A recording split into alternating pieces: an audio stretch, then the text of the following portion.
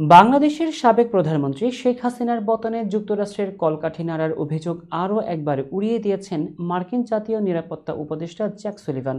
তার দাবি, শেখ হাসিনার পতনে যুক্তরাষ্ট্রের যে কোনো ধরনের ভূমিকা নেই, সেটা ভারতীয় ঊর্ধ্বতন কর্মকর্তারাও বিশ্বাস করেন। শুক্রবার সকালে হোয়াইট হাউসের রুজভেল্ট রুমে সাংবাদিকদের একটি নির্বাচিত দলের সঙ্গে কথা বলার সময় এমন দাবি করে মার্কিন জাতীয় নিরাপত্তা উপদেষ্টা।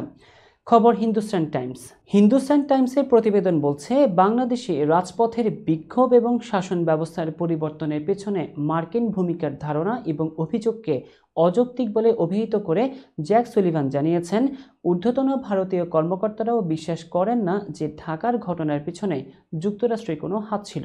তিনি বলেন, আমি বিনয়ের সঙ্গে এই ধারণা প্রত্যাখ্যান করব। বাংলাদেশে ঘটে যাওয়া ঘটনার পিছনে যুক্তরাষ্ট্র ছিল, এমন ধারণা হাস্যকর। ঊর্ধ্বতন ভারতীয় কর্মকর্তাদের সঙ্গে আমার কথা হয়েছে, তারাও বিশ্বাস করেন না যে আমরা এর পিছনে ছিলাম। প্রসঙ্গত, বিভিন্ন সভা সমাবেশে বাংলাদেশের জুলাই বিপ্লবের পেছনে মার্কিন ভূমিকা নিয়ে প্রশ্ন তুলেছেন ভারতীয় অনেক রাজনীতিবিদ। এছাড়া ক্ষমতাচ্যুত হয়ে ভারতে আশ্রয় নেওয়া সাবেক প্রধানমন্ত্রী শেখ হাসিনা ও তার দলের নেতারাও অসংখ্যবার মার্কিন প্রসঙ্গ নিয়ে অভিযোগ তুলেছেন।